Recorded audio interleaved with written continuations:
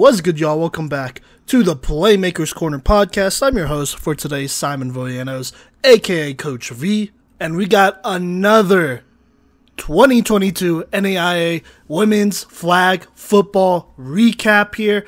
This last week here in week 9, we saw a couple teams play their last game of the regular season as we are heading to postseason play just here in a couple weeks. And so things are getting exciting. Things are starting to matter a little bit more. There's not too much time to, collect yourselves and get ready for the postseason, as it's basically almost already here. A lot of the teams that we see play this week and these next couple weeks are basically going to be the teams that you're going to see if you go to nationals up in Atlanta or in their conference tournaments here. I don't think there are many secret weapons left that we haven't talked about that teams haven't seen yet. So it's about to get real here in a couple weeks. But without further ado, let's go ahead and get started talking about one of the most important games of this last week. And I am talking about Ottawa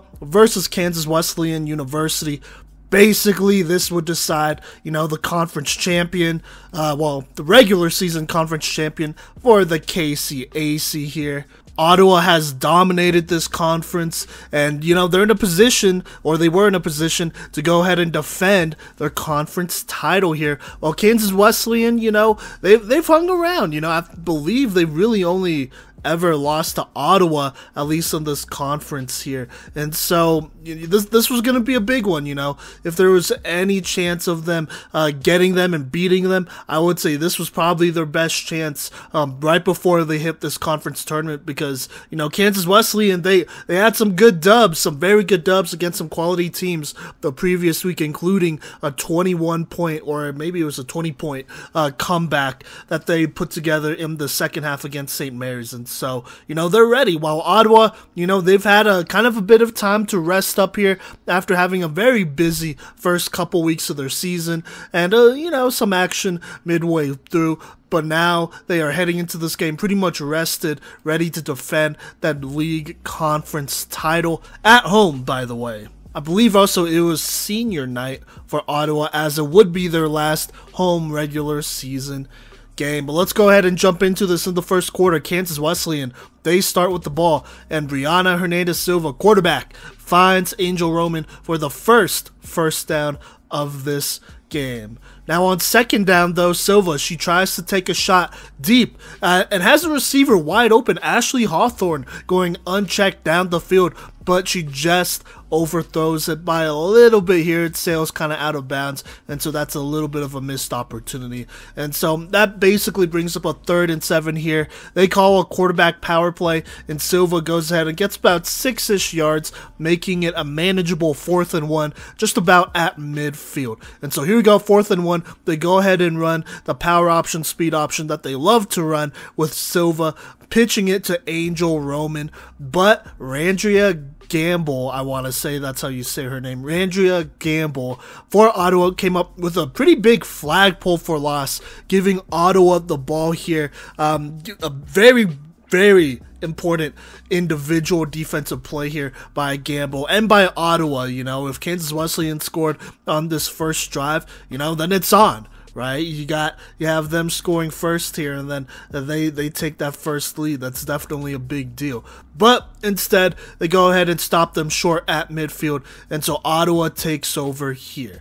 After a Madison Carrera run and a Addie Osborne and Bailey Hodgins catch, it brings up a 4th and 1 situation for Ottawa here on this first drive. And so here on 4th and 1, Madison Carrera, quarterback, and by the way, one of the front runners in our MVP race here for the Playmakers Corner, went ahead, made a defender miss with some very nice footwork, by the way. Believe she even made somebody fall down, and gains about 10 yards for the first down. That would go ahead and actually put them in the red zone at this point here. So they're about 20-ish yards, probably a little less than that, from a touchdown. And so here we go.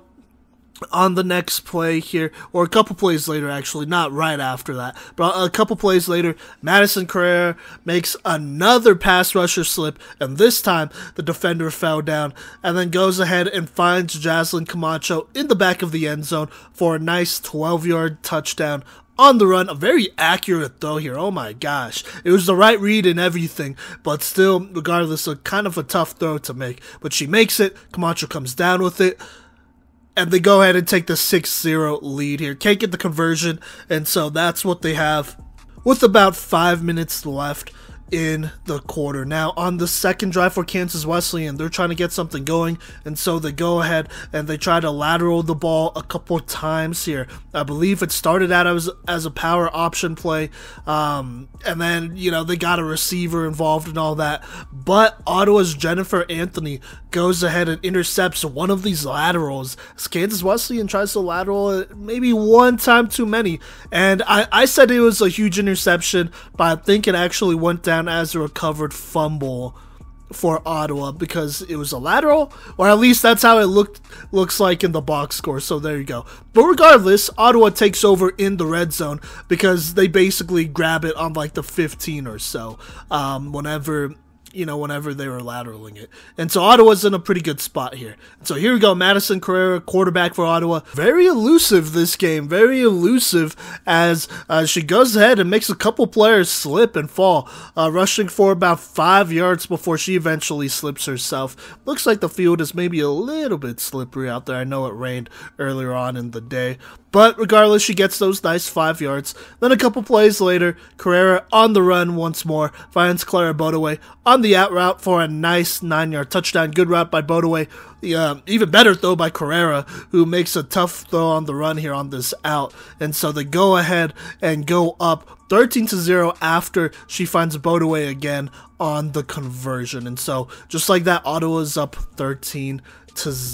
Now, Kansas Wesleyan, they want to score here. They want to score here before this game gets out of hand, before it becomes a 3-score game, because historically it has gotten out of hand once it gets to 3 scores here. And so they're trying to stay in it. It's still the first quarter too, by the way. And so a throw over the middle, a really nice throw over the middle by Silva, plus a penalty, basically puts Kansas Wesleyan near midfield on a gain of 18 to really get this drive going. But this drive unfortunately stalls after a dropped pass and a dropped pitch forces them to punt it. And so another tough missed opportunity there. And so right before half here, Madison Carrera hits Courtney Willie for a nice 12-yard gain and a first down to start the drive, and then she would find her a second time right before the quarter ends here for a nice 10-yard gain that would basically get them to midfield. Now, second quarter, they're at midfield here with a chance to go up 3 scores. Carrera finds Jaslyn Camacho for the first down, and for a pass that basically gets them into Kansas Wesleyan territory. Not quite the red zone yet, but they did cross midfield. After a couple plays, though, 4th and 8 comes up after a low pass to, I believe it was Alyssa Linkus. She was open. The pass, Carrera was on the run, and it was just not the most accurate there. And so, 4th and 8 here, and on 4th and 8, Madison Carrera hits Alyssa Linkus for a curl route, but she could not make a move and make a defender miss, as it was thrown kind of behind the first down marker here, and so she would have had to make a move to get at least 3 or 4 more yards to get this first down here. And so Kansas Wesleyan gets a pretty big stop here at midfield. Just remember, it's 13-0 here, so if they get a touchdown, then, just like that, they're right back in it here and in a spot to, make it a manageable game here, a more manageable game. And so that is what they do. Brianna Hernandez-Silva finds a wide open Angel Roman, who just gets past the defense here on this play for a 43-yard touchdown throw. I believe it was a wheel route she was running here. And so just like that, Kansas Wesleyan is back in this game, making it a 1-score game. Now, they go ahead and roll out, and they try to complete the pass on the conversion, but they couldn't get it. But regardless, though, Kansas Wesleyan does cut into this lead 6-13 with about 8 minutes left in the quarter. Plenty of time to potentially get another score here if they could stop this Ottawa offense. And so the Ottawa offense goes ahead and takes over here after that Kansas Wesleyan touchdown. And Madison Carrera takes off for another nice scramble for about 14 yards and a first down here. Kansas Wesleyan struggling to stop her from running the ball herself. And then Madison Carrera once more, she's on the run, breaks the pocket here. Then she basically throws across her body to the middle of the field, finding Courtney Willie here, who gets the catch, who makes the catch first off between two defenders, and then breaks that one loose, splitting those defenders for a big, and I mean big, 30-plus yard reception, getting them into the red zone. Kind of just not the greatest flag pulling here, as she just split those defenders. There were two defenders there that had an opportunity, couldn't get that opportunity, and she made them pay. And so right here, they're in the red zone here. Carrera aims for Camacho in the end zone, potentially for a touchdown. She has a step, but Jada Wilson for Kansas Wesleyan is there,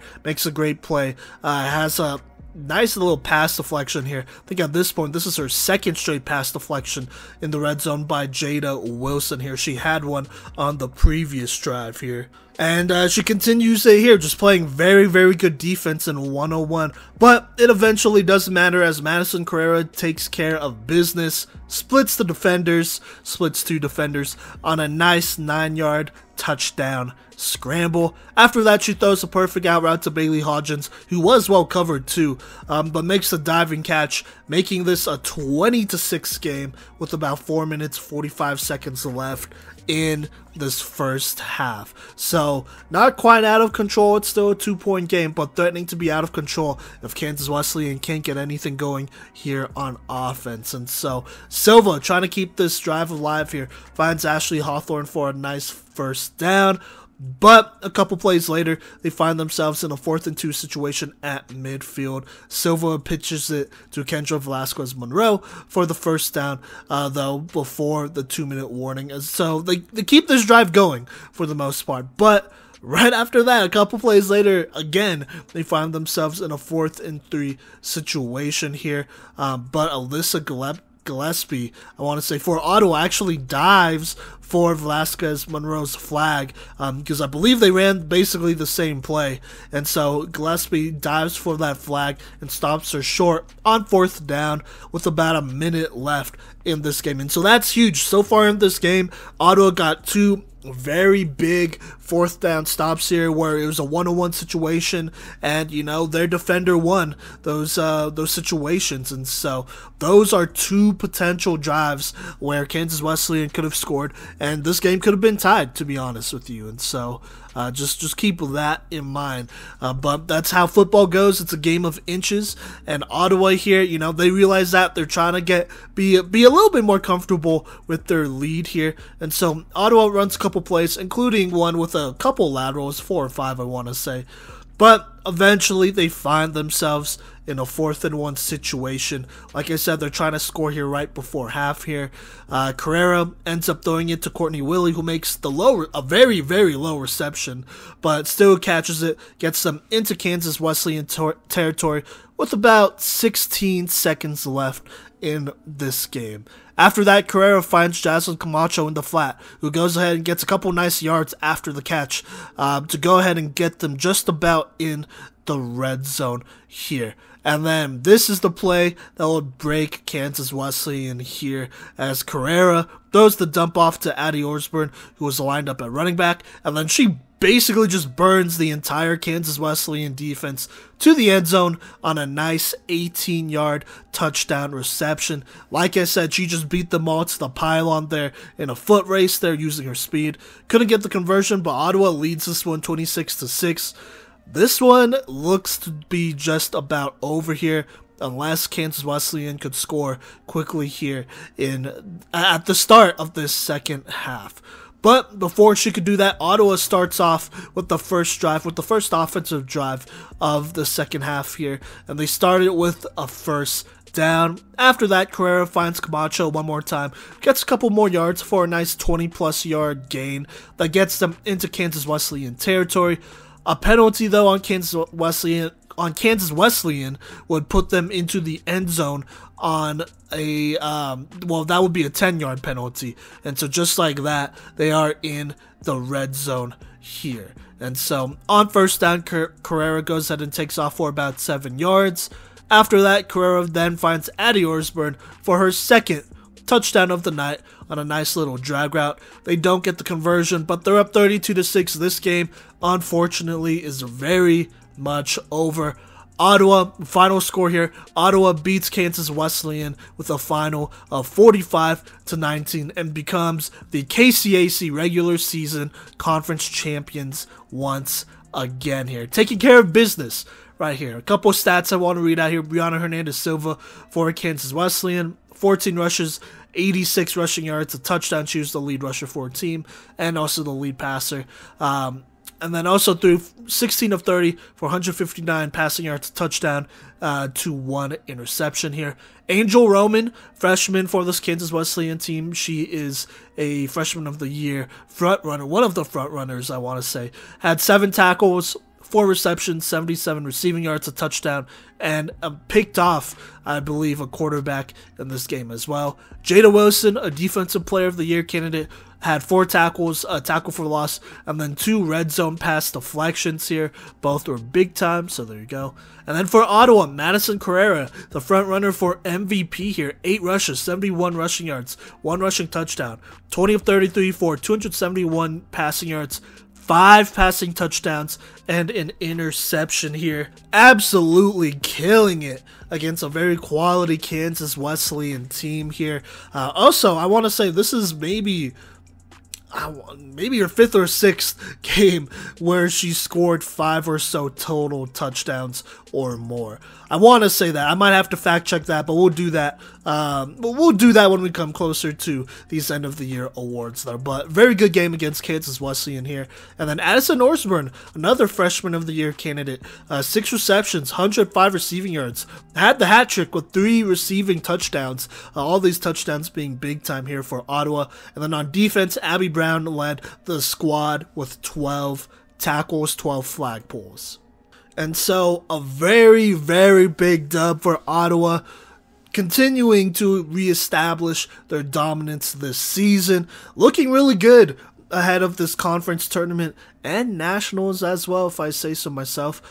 Kansas Wesleyan, you know, they had a couple opportunities early on here. I mean, this is just kind of one of those stories once again where the game just kind of got away from them. You know, they had opportunities in the first half and then the lead ballooned to 3 or 4 scores and it just became not as manageable after that. And so a very, very difficult loss for Kansas Wesleyan. But like I said, hoping they continue to get better as the season goes on here. We know they're talented. I think it's more of a matter of consistency. So not even better. I mean, just be consistent, right? At the end of the day, it really felt like this game came down to some of those 4th down stops that Ottawa just had in 1-on-1. You know, it was a 1-on-1 situation, their player against yours, and their player happened to win on 4th and 1, you know, at midfield. And, you know, those are just 1-on-1 stitches that, you know, make or break games sometimes. So there you go there. But let's go ahead and keep this thing moving here. We have a couple games here actually. Cottey College would actually play 3 games in less than a week. Maybe, I would even say less than 5 days here. All against very good teams in the KCAC. They did have to reschedule here. So I believe most of these games were rescheduled games. And so the first one is Midland versus Cottey College here. Midland the previous week playing a lot of games and losing some pretty tough games here. March 31st lost they lost to St. Mary 26-19. Then they played Kansas Wesleyan on April 5th, lost to them 34-12. Then on that same day, they would play St. Mary again and lose to them 20-14 by 1 score basically again. And so kind of having a tough time going here. You know, you have 2 quarterbacks here that, you know, have produced a little bit here for them in Angel, I want to say Ioane, is how I was told it should be said. So I'm going to go ahead and say that Angel Ioane, not Iowan, but Ioane. She has gotten the majority of the snaps. Honestly, had some very productive games, some good games here. Both on the run and throwing it. but turnovers have killed her performances at times. Then you also have Haley Stanton, who's came in every now and then, especially in some of these games that were just out of reach for Midland. And so you have a couple of those, but you know, I mean, she doesn't get enough reps in my honest opinion here. If anything, it's maybe a quarter, but you know, this game against Cottey College, it changed a little bit. And speaking of Cottey College, man, I mean, geez, it's been a minute since they've played. The last game they played, well, games they played, was actually March 16th versus Midland in Tennessee. At the time I'm recording this, it is April 14th, so almost a month since they last played here. And they played Midland on April 9th here, and so that's definitely a little bit of a concern whenever you have to take about a month off. I get it, you know, you have spring break and all that, but then they had to, you know, go ahead and move some of these games. That's always tough, you know, at this point. I mean, there's not a ton of momentum to work off of, considering your last game was almost a month ago, which they can't completely control either. But I'm kind of not going to talk about these Cottey games too much in detail here, as all three of them weren't super close. Midland would actually go ahead and make a very nice statement here, beating Cottey College 60-0 here in a very complete game. One of their few complete games of the year here. Angel Iwani, she was in at quarterback for the first half, leading the offense to 28 points for this Midland squad. Obviously, the defense didn't allow Cottey any points throughout this game, so keep that in mind. And then Haley Stanton would actually take over here in the second half and lead the offense to about 26 points. Casey Thompson for them would also have a very nice pick six, as Midland gets a huge dub here, for sure going to move up these power rankings, as this was the kind of dub they needed to find some of their footing here, as, you know, really it's just been turnovers that have been killing some of these great performances from their offense. So we'll see if they could continue that. But like I said, Midland takes care of Cottey College 60-0. 2 days later, we have Cottey College playing St. Mary on Monday here. Oh man, 2 days later. And I'm going to talk about this game even less because I couldn't find any stats. And honestly, I don't really see the need to find too many more stats here. USM keeps it going here. They go ahead and beat Cottey College in a dominating 52-0 here. I mean, not too much to talk about really. The first matchup was closer. USM beat them 32-13. But the Spires here, man, I mean, they showed that they, you know, they have some offensive firepower, and we've been known that. And against a Cottey team that was reeling a little bit here, I mean, this was almost the perfect victim, as much as I hate to say it, as Cottey here is just struggling to refine their footing after that month-long break. But unfortunately, it doesn't get easier, as they did play Ottawa literally 2 days after that. And Ottawa, obviously being the KCAC regular season conference champs, I mean, they came here to play. They're already on fire, and so they actually matched a USM score here. And, well, actually, hold up. That's weird. It says 52-0 here on the Cottey page, but that definitely is not right, as Ottawa technically beat them 55-0, scoring on every possession here on Cottey College. Look, they recorded stats, so I want to go ahead and talk about some of these stats here real quick. For Cottey College, Erica Roberts was actually in at quarterback, dominating the snap count here for Cottey with 20 pass attempts. She went 13 of 20 for 92 passing yards. Did throw an interception. Emily Kane, who has been their starter, only really had 9 attempts for about 15 yards here. So honestly, it's not even really a turnover problem, because I mean, there's not a lot of turnovers on the stat sheet. It just came down to execution, it kind of feels like here. Daniela Goodridge, though, had 4 receptions, 50 receiving yards, good for her. Isabel Fairbanks for Cottey led them with about 6 tackles here.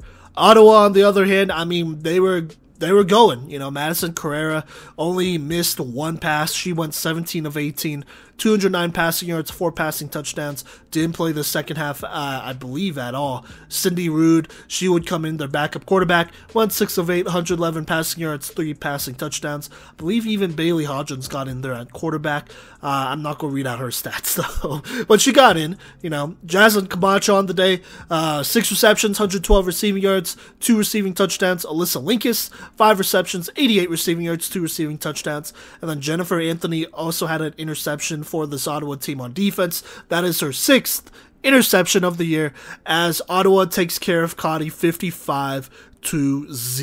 Just a very tough go for this Cottey team. I mean, they have been getting better each game. They did beat Milligan, you know, about a month ago, but they still beat him 26-12. Lost to them 7-6 that same day, but that's probably a game they should have won here. And then even before that, against Kansas Wesleyan, I mean, they lost to them only 19-7, only lost to USM 32-13. And so they were on the up and ups, but, you know, this little break here, or hiatus, I guess, is probably more accurate. Kind of just hurt them, and so, you know, they're gonna try to refine their footing here in these coming weeks. They have Midland, I believe, when is this, April 19th, so am I gonna be able to cover it this week? Yep. So next, a little bit of a preview. They play Midland, and that will be their last regular season game, and I believe one of the last games here in the entire KCAC as far as the regular season goes. And so we'll see what happens then. But you know what? Let's go ahead and transition here over to the Sun Conference. There weren't any more KCAC games that happened here on Thursday, that is April 14th, and so we had 3 Sun Conference games actually happen on Thursday the 14th when I'm recording this. One of those was Florida Memorial versus Thomas. Now, gonna be honest, I was not able to catch it. I had some internet issues on my end, but was able to catch about the last 5 or so minutes of game time here in the 4th quarter. So I'm gonna kind of keep this one short. Not too much happened anyways. It was a fairly quiet game, at least offensively, but Thomas did beat Florida Memorial 7-6. Yes, a very close game here. When I tuned in, Thomas, they were moving down the field. They drained the clock as much as they possibly could. I believe there were 40 or 30 seconds left. And they were in the red zone, like 5 or 10 yards in the red zone even. And so they had a chance to score a touchdown, put this one away for sure. The ball they threw was slightly overthrown, and so at this point, Florida Memorial had to drive the length of the field basically to score a touchdown and win the game, because at this point it was already 7-6 here. Janae Scott for Thomas actually scored that touchdown and got the conversion, which is key because this was a 1-score win basically here. And I'm sure it also took a little bit of pressure off once Thomas had that last offensive drive. You know, they didn't need to necessarily score, but you know, it would have been nice to obviously score there. But like I said, they didn't get it.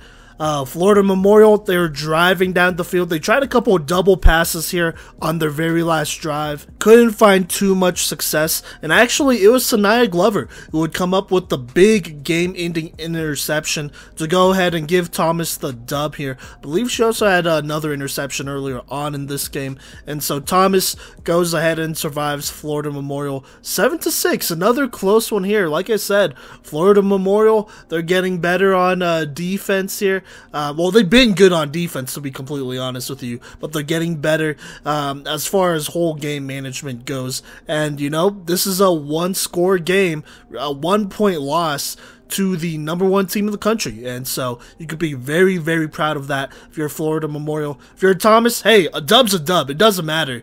Basically, as I mean, they're gonna go to this conference tournament and be kind of the front runners here anyways. And so a dub is a dub. You know, they didn't get upset here. They finished the game, which is the most important thing here. They had a good last couple of drives, both on offense and defense. Offensively, using up that time. Defensively, you know, Glover getting that pick was huge. And so yeah, there you go. But that was one of the games here on this Thursday afternoon. Now, the other 2 games were both Keiser games. Keiser were involved with both. And so let's talk about the first one that happened. That is Keiser versus Warner here. You know, Keiser, obviously, they're trying to bounce back here after losing to Thomas, exactly a week ago, 18-19. So they're looking to get a pretty quality win against a pretty quality Warner team here. And then you got Warner. You know, obviously, it would be big if they could beat Keiser. They have talent over there. And so here's how it went down. And so in the first quarter, Jasmine Roden finds Adriana Rodriguez and Kennedy Foster early to get the first down of the game. After that, Roden then finds Ariana Payne, who gets them to about midfield on a nice gain on the drag route. After that, Roden then throws it over the middle, finding Kennedy Foster, who just goes up and gets it, as she usually does, and then goes ahead and gets a couple more yards after that to go ahead and push Keiser into the red zone on a nice 20-ish yard reception here. And then basically this drive ends with Jasmine Roden shoveling the ball to Emma Wagenman, her running back, who just makes it happen, honestly, making a defender miss and then running it in herself for a touchdown. Then on the conversion here, Jasmine Roden threads the needle. Beautiful pass here. If you could go back and watch that, I would definitely recommend this one. But just threads the needle to the corner of the end zone, finding Allison Goolsby in a very tight window. And Goolsby also makes a very nice catch as well, toe tapping this one in, getting the conversion. And just like that, Keiser leads 7-0 here. Now, Warner here, they are aiming for Cynthia Holmes early on, but they do find themselves in a 4th and 9 situation after some nice plays by the Keiser defense to just limit them to short passes here.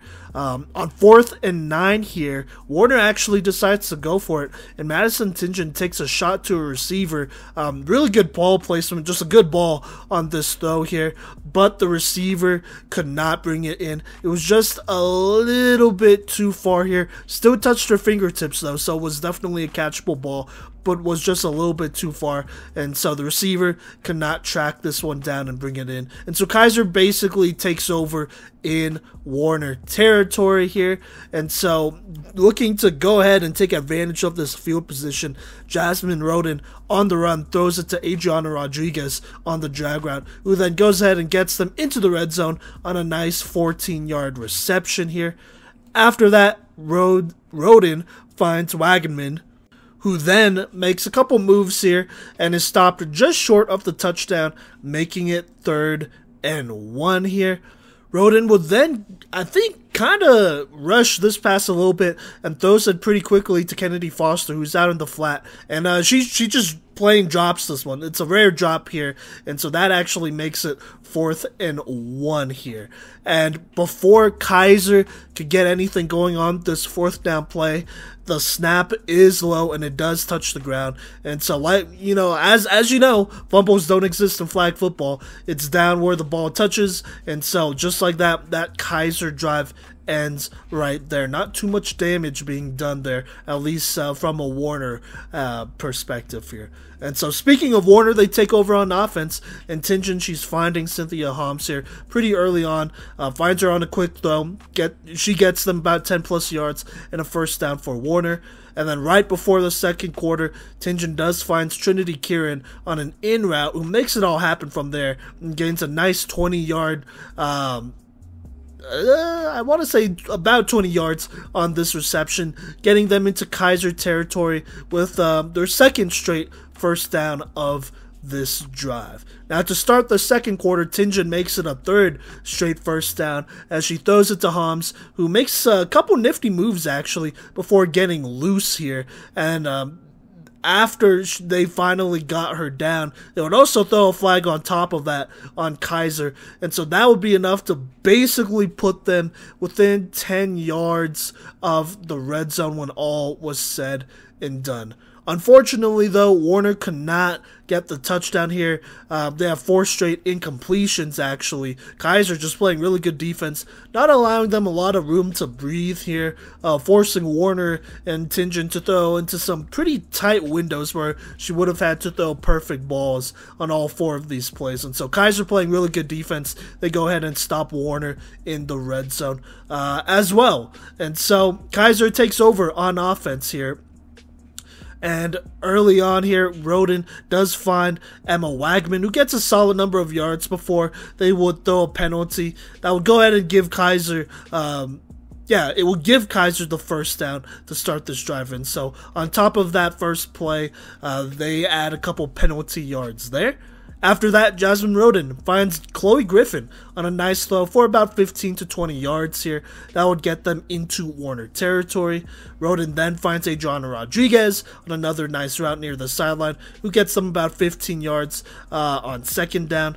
And then a couple plays later on 4th and 1, Roden eventually flips it on a shuffle pass to Kennedy Foster, who dives for the reception, giving them the first down on 4th and 1, by the way. So this wasn't for a touchdown, but she flips it to Foster here on 4th and 1, who gets the first down to keep this play alive. But a couple plays later, it is 4th down again, but no worries here. Jasmine Roden goes to Foster on 4th down, who's in the flat. She goes ahead and scores a quick touchdown here. And you already know whenever Kennedy Foster hits that gritty, that's some good things going on for this Keiser offense here. They would go ahead and get the conversion as well here. Foster getting that conversion and going up 14-0 with about 38.9 seconds left in this first half here. Now, here we go. Warner, they want to score here, cut into this lead just a little bit here before the third quarter. And so on second down, Madison Tingen completes a beautiful 40-ish yard reception to Nevaeh Hamilton that gets Warner into Keiser territory. They also call a penalty on Keiser, and so those penalty yards go ahead and puts Warner into the red zone just like that. Now, after that, Tingen tosses it to Sade Green, who gets a couple yards on first down before a flag is pulled. Then a Warner timeout is called. After that, Tingen aims for Holmes on second down with about 10 seconds left, but it is slightly overthrown here. Looking for her on the little post slant route here. I believe it was probably more a post route than slant route. After that, it's third down with about 6 seconds left. Clock stopped, obviously, because of the incompletion. Tingen then rifles a pass to an open receiver, but Cavallati actually makes a nice defensive play here and knocks the ball out of the receiver hands. And so that actually brings up a 4th down here with less than a second left on the clock. Unfortunately, though, they call a delay of game on Warner's, so that pushes them back 5 yards. They attempt a double pass from here, but the pass does sail out of bounds here. And so that's how the quarter ends. Going into the third quarter, Keiser leads 14-0. Now, Warner, they get the ball to start the third, and they kind of rely on Nevaeh Hamilton and Cynthia Holmes on this drive to move them down the field, and that's what they do. They target Hamilton 3 times, and they target Holmes 4 times, and, they get the job done for the most part here. This drive would eventually end successfully, though, with a 7-yard touchdown pass from Tingen to Trinity Kieran that would allow Warner to make it a 1-score game here. Cynthia Holmes would go ahead and get the conversion, making it 14-7 with about 7 minutes 40 seconds left in this third quarter. Now Keiser, they would take over here on this drive, and Kennedy Foster would come up with 2 big receptions on this drive that would put them in a pretty good spot here. One reception was for about 25 yards on 2nd and 15. The other one was for 18 yards on 2nd and 9. And so thanks impartially to Kennedy Foster, they get into the red zone, and Kennedy Foster would actually end this drive here as she would snag a 3-yard touchdown pass here. Roden then finds Goolsby for the conversion, making it a clean 21-7 lead. Now Warner, they start their drive with a sack, and so that's kind of a tough way to start a drive to hopefully, cut into this deficit again. But this drive basically ends right after that sack with Maria Vega, coming up with a big interception for Keiser. And then right before the fourth quarter, Jasmine Roden completes a nice 23-yard pass to Chloe Griffin. Now to start the fourth quarter, Roden finds Emma Wagman for the short touchdown reception here. Maria Vega getting a nice return on that pick, by the way. And then that 23-yard pass, helping them out a bit as well. And so, like I said, this drive ends with Wagman scoring a touchdown. Wouldn't get the conversion, but they lead by 20 here, 27-7 here early in the fourth quarter. Now Warner, they're back on offense, and they continue to struggle as 2 straight incompletions intended for Trinity Kieran on 3rd and 4th down allows Keiser to take over on downs. And so Keiser's in a position to really put this one away, and that's kind of what they do here. A 11-yard reception by Wagaman puts Keiser in the red zone, or at least just about in the red zone here. After that, Roden then finds Chloe Griffin on a nice 20-yard touchdown reception, and then Haley Young would throw it to Julianne Fortin to go up 34-7 with about 7 minutes left in the 4th quarter. At this point, the game is over here. Keiser eventually beats Warner with a final score of 34-13 here. Some stat leaders here. Keiser, Jasmine Roden led them. Excellent game by her. 27 of 33. Very efficient. 256 passing yards.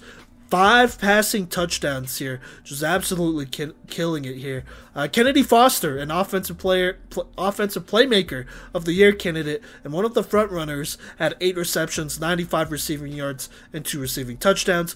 Chloe Griffin, a freshman of the year candidate, 3 receptions, 59 receiving yards, a receiving touchdown. Emma Wagaman had a pretty good game here as well. 8 receptions, 42 receiving yards, 2 receiving touchdowns. Then it was Ariana Payne leading this Keiser defense with 10 tackles and a pass deflection. Warner, on the other hand, not a bad game from Madison Tingen. She went 29 of 45 for 266 passing yards, 2 touchdowns, and 1 interception.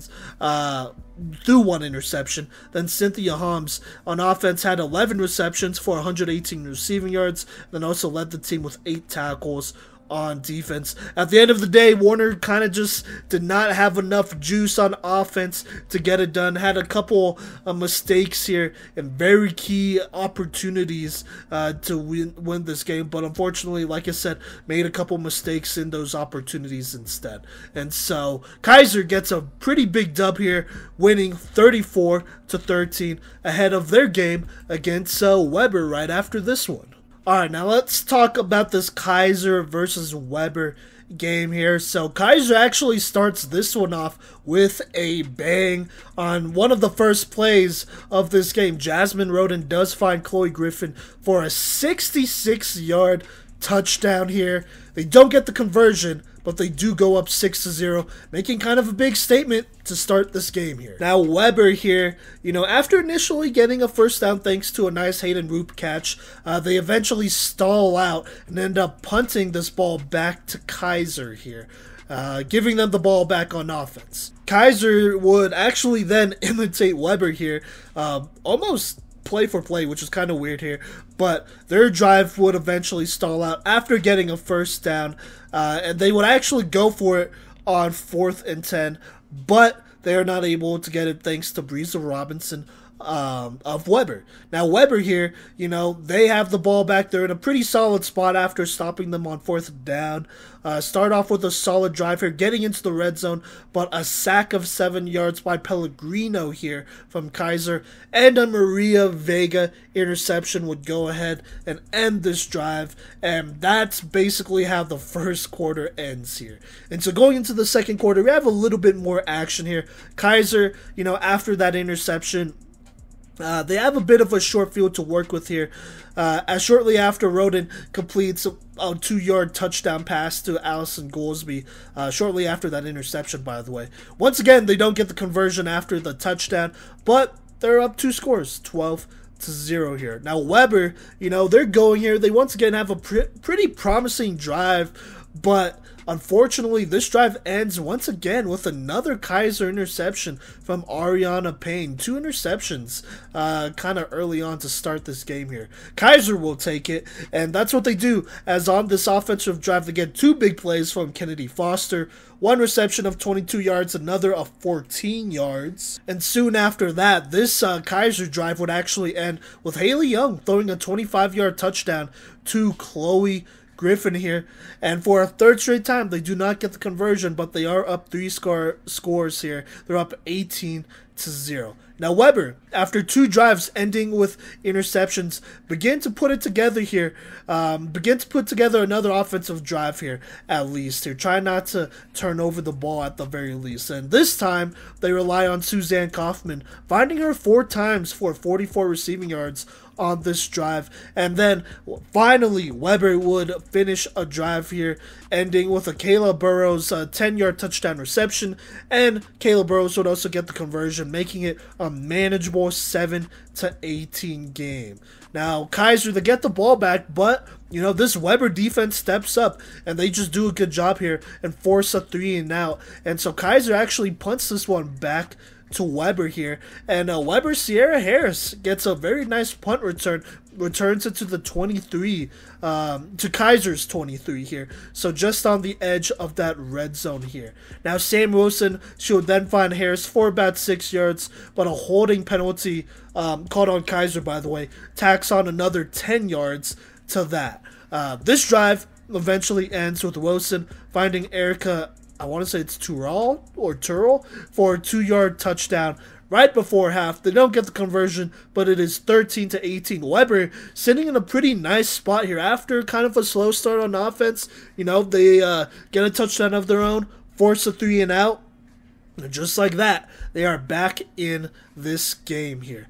Now in the third quarter here, Weber, they start on offense. They try to get something going, but another sack by Pellegrino and a false start, I believe it was on Kaufman, I want to say, would eventually kill this drive, resulting in a punt. Now Keiser, you know, they're trying to put something together, but they're struggling as well, as a sack by Valerie Guevara, I want to say, of Weber would eventually kill this drive and result in a punt back. So Weber here has the ball, have a chance to, you know, score and take the lead here. And, you know, it starts out pretty promising with about a 20-yard scramble from Sam Wilson, their quarterback. A couple penalties here also give them a couple more yards as well. But unfortunately, Wilson's next pass would be intercepted by Allison Goolsby here. And then right before the quarter ends, you know, Jasmine Roden unleashes a nice pass to Adriana Rodriguez for a big 42-yard reception that would go ahead and get them set up in the red zone to start the fourth quarter. So a very defensive heavy, at least both defenses made plays here in the third quarter. So a very defensive heavy third quarter here leading into the fourth. Still a close one, by the way. And so here in the fourth quarter, this drive for Keiser eventually ends with a Kennedy Foster 4-yard touchdown, who also gets the conversion as well. Foster getting the conversion, making it a tough 25-13 lead for Keiser. And then Weber here on the first play of this drive, Wilson unfortunately throws a pick six to Maria Vega, and that would unfortunately put this game away, as Roden would find Goolsby on the conversion, making it 32-13, and that would be the final score, 32-13 here. You know, Weber, they had opportunities in the third quarter to take the lead, tie it up even, well, they would actually take the lead because scoring 6 would make it 19-18. But unfortunately, they just could not get it done here, and Keiser makes them pay here in the fourth quarter. Some stat leaders here. Keiser, Jasmine Roden had a very good game, 15 of 25, 207 passing yards, 3 passing touchdowns, no picks. A very clean game, at least. Chloe Griffin, the freshman, 3 receptions, 102 receiving yards, 2 receiving touchdowns here. Kennedy Foster, 4 receptions, 43 receiving yards, and a touchdown. Maria Vega for Keiser had 7 tackles and a tackle for loss and 2 interceptions. One of those was a pick 6. Then Ariana Payne co-led her with tackles and picks, had 7 tackles and 2 interceptions. Weber, Sam Wilson kind of struggled a little bit this game, especially with turnovers here. On paper, doesn't look too bad. She went 31 of 47, at least completion-wise, had 187 passing yards, threw 2 touchdowns, but threw 6 interceptions. That's kind of a tough go. Just a very Very difficult game here for her, forcing a couple of these throws, I'm sure. Caleb Burrows had 5 receptions, 44 receiving yards, receiving touchdown. Also had 6 tackles on defense. Breeza Robinson had 4 tackles and a deflection in this game. As Weber falls to Keiser 32-13. This one was actually a close one going into the fourth quarter, but you know, those interceptions ended up killing them in the long run, and Keiser, they took advantage of that. Going 2-0 today, April 14th. A very solid 2-0 with only one more game left against St. Thomas on April 23rd. So, yeah, there you go there. Alright, now let's go ahead and talk about power rankings here. Myself and Cottey Stauffer, one of the other contributors to the Playmakers Corner, we put these together. Really didn't have too much that we disagreed on. He wrote out his reasoning, so I'll make sure to read those here. But for the most part, power rankings stayed pretty much the same here compared to last week here. And that's kind of something we expected unless, you know, one of these teams pulled off an upset, which they didn't, you know. Nothing too crazy really happened here. The teams that were ranked above their opponents basically won this week, and so not too much change, but we're going to go ahead and go over here. Starting at number 1, we have Thomas here. Cottey said 1-point wins are commonplace here, but wins are wins, especially when your offense saves the best for last, which was a comeback win for Thomas against a tough FMU defense. I don't know if I would call it a comeback win here, but they get a pretty good dub here, 7-6 here.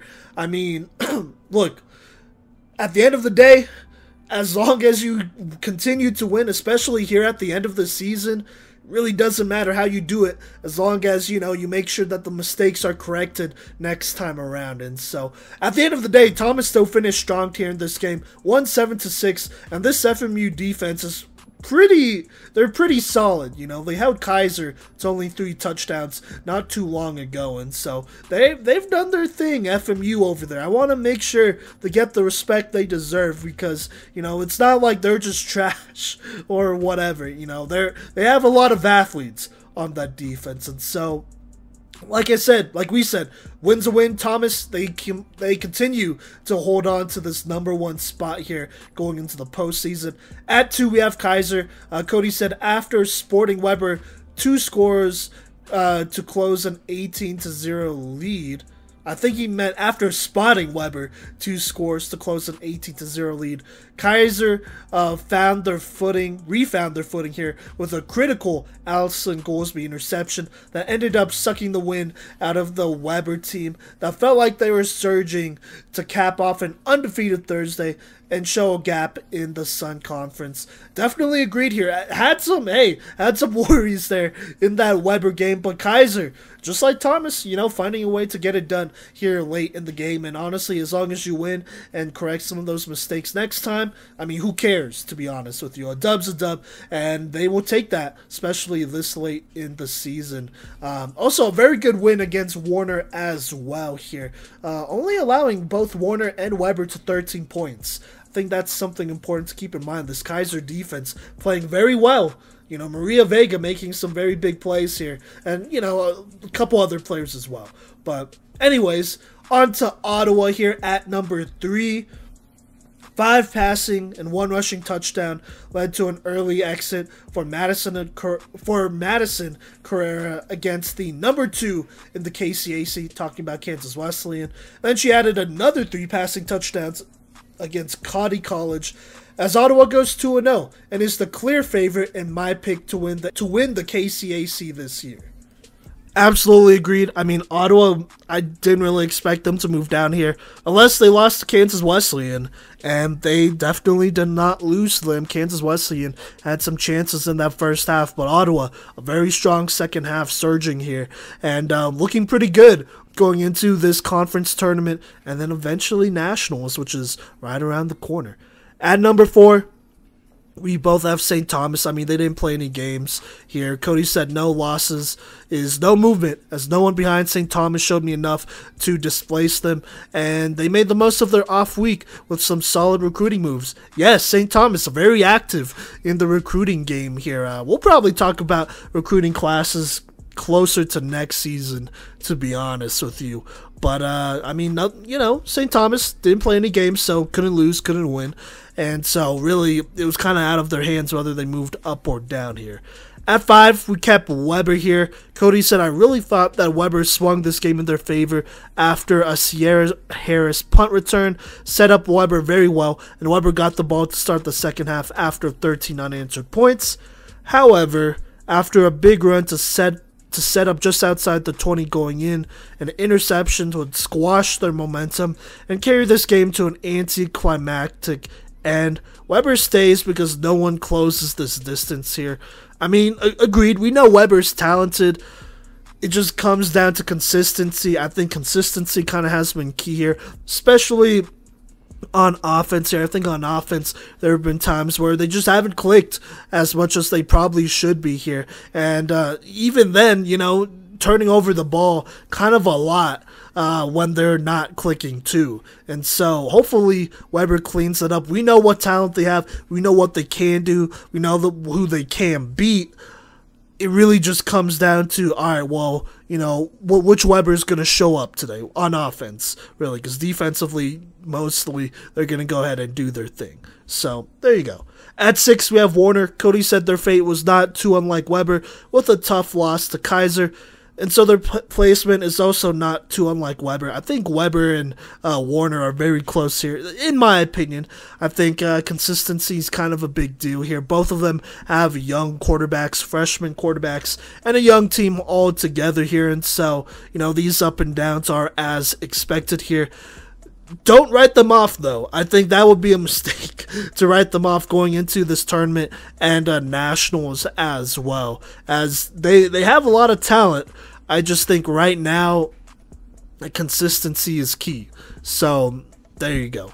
At 7, Kansas Wesleyan stays there. Cottey says another loss to Ottawa. It's not inspiring for a chance to win the conference. Talking about in the tournament, win the conference. But they still piece together some solid drives in this game. And I swear they have the talent, but maybe don't have the confidence to push Ottawa quite yet. Absolutely agreed.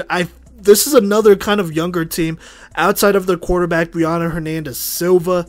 It's a pretty young team, but it just feels like, when it comes down to it, it almost always comes down to a couple key plays, couple key opportunities that they just barely miss out here. And so, for that, Kansas Wesleyan stays here and stays outside the top 5 another week. At 8, we have the Spires, USM, St. Mary's. Cottey said, and what is a bit of a confusing and perhaps a lost season. USM knows what needs to improve and have quietly strung together consecutive wins for some good vibes heading into the KCAC tourney. Agreed. Big confidence booster, beating Cottey 55-0.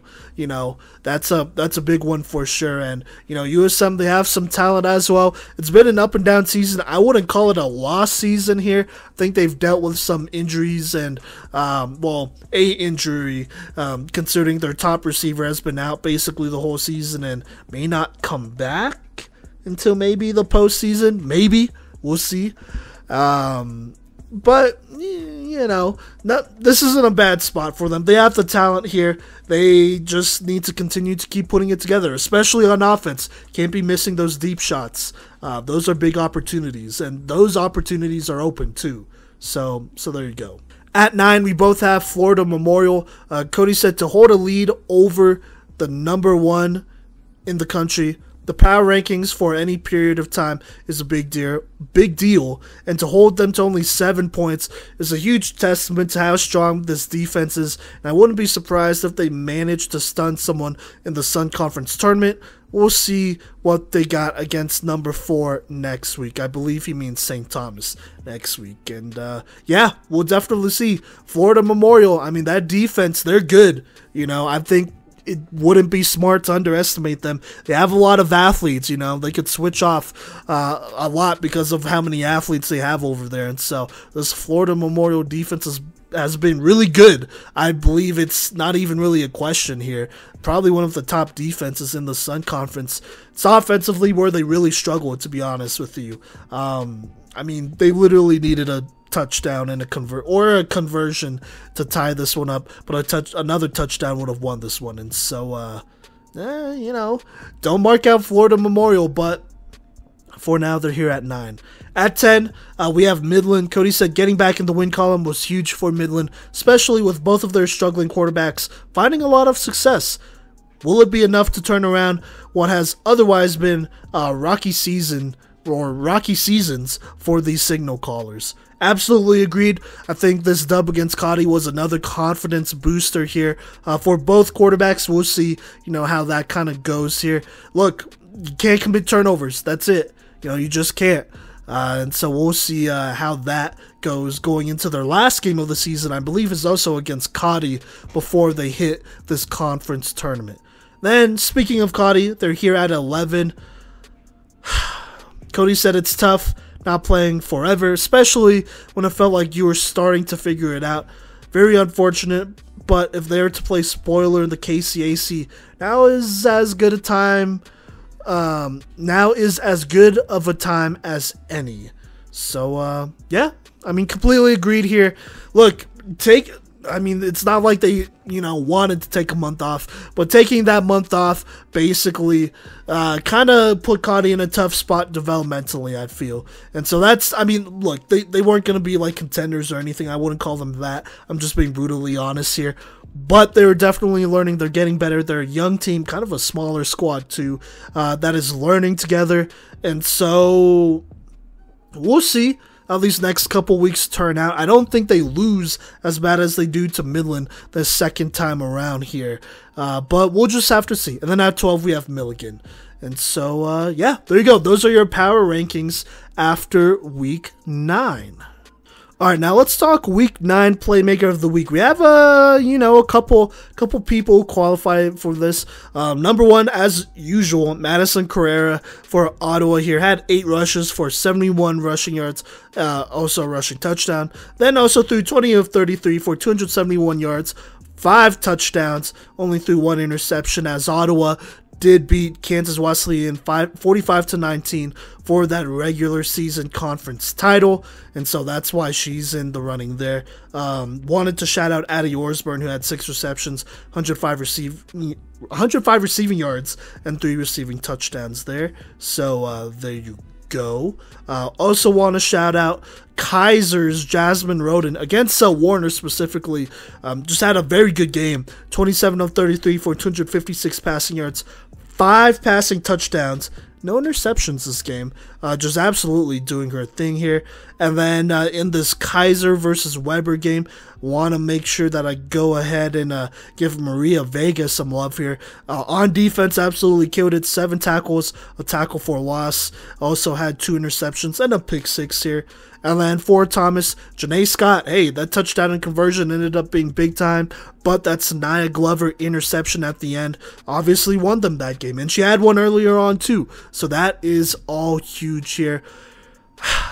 I think, though, I'm going to go ahead and have to give this one to Madison Carrera of Ottawa. She's been in the running for a really long time, but geez, another 5+ touchdown performance here.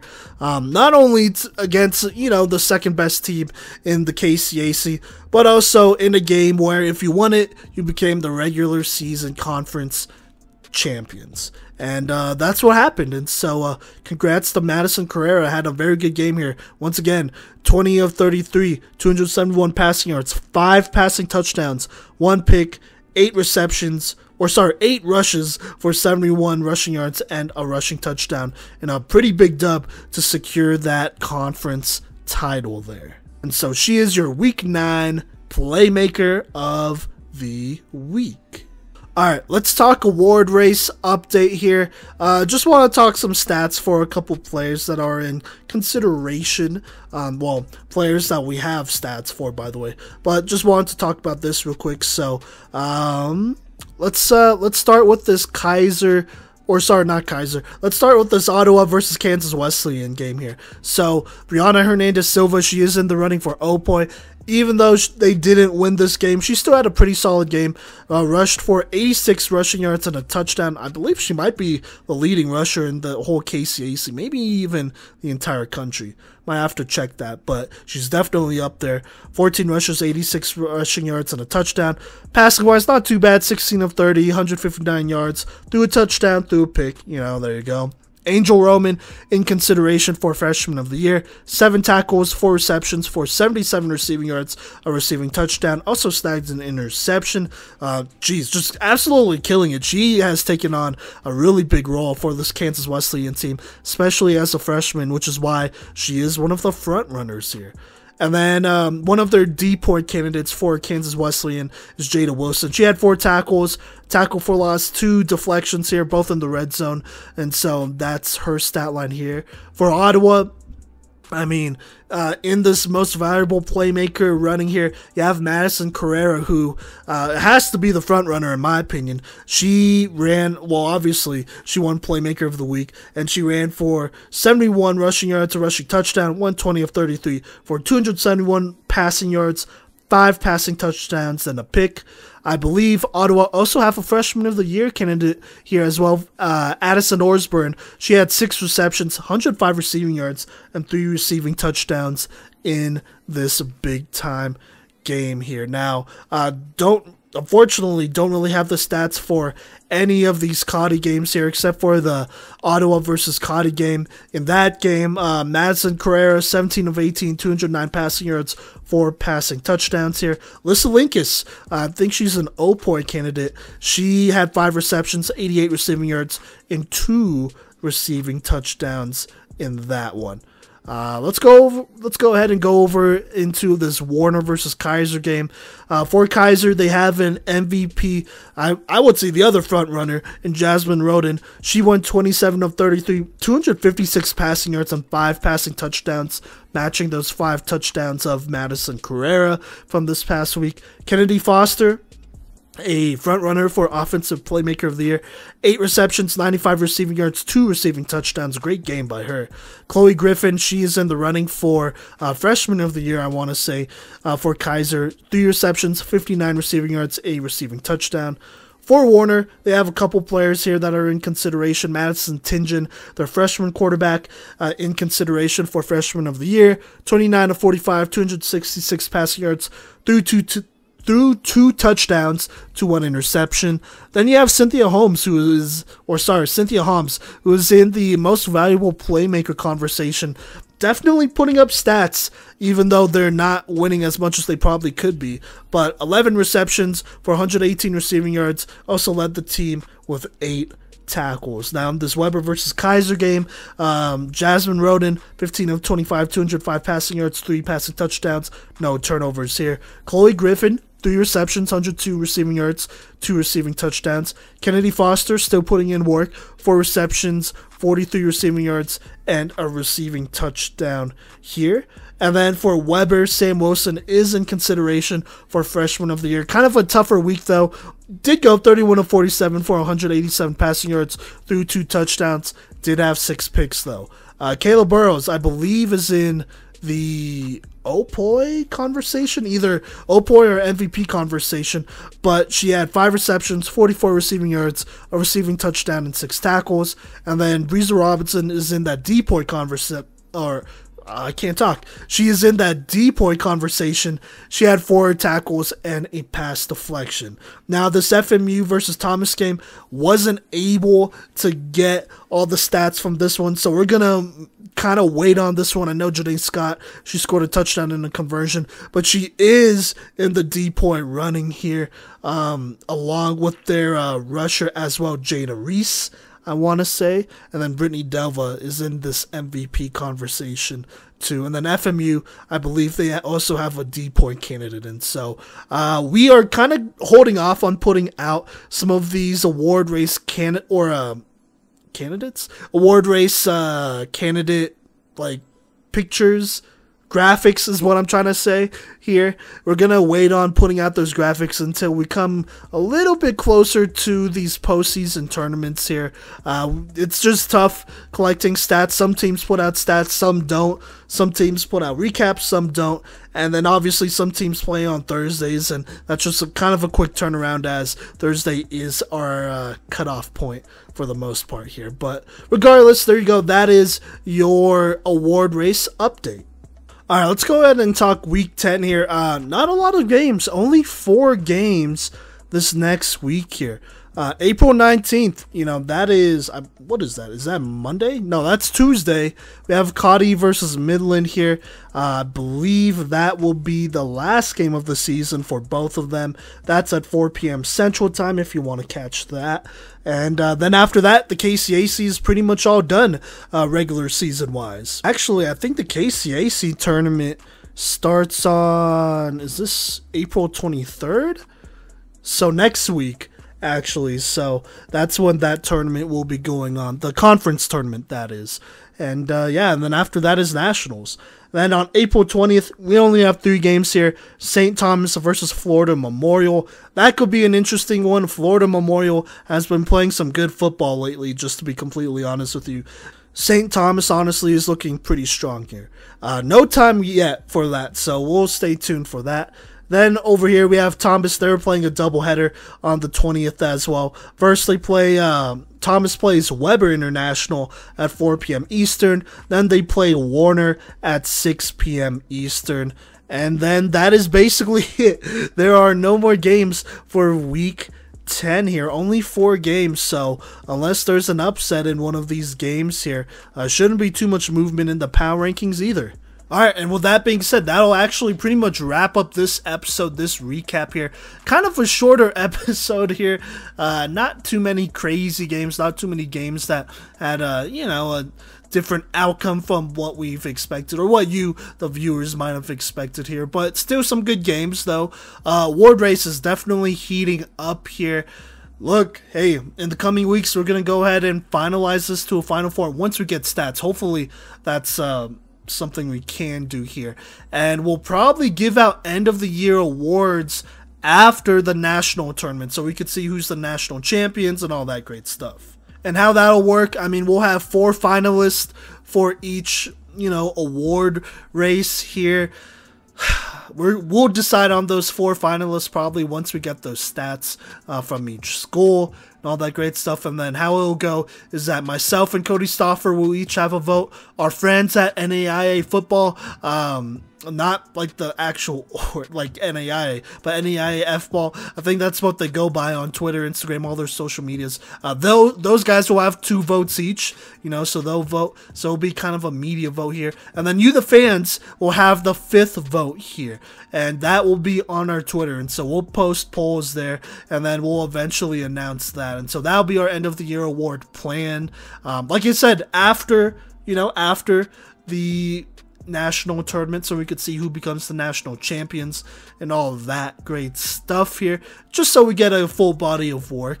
And so that's our plan for end of the year awards next week. And in the coming weeks, things are gonna start slowing down just a little bit here. I know the KCAC tournament starts on the 23rd, so we'll cover that. I believe that'll be in our Week 11 recap.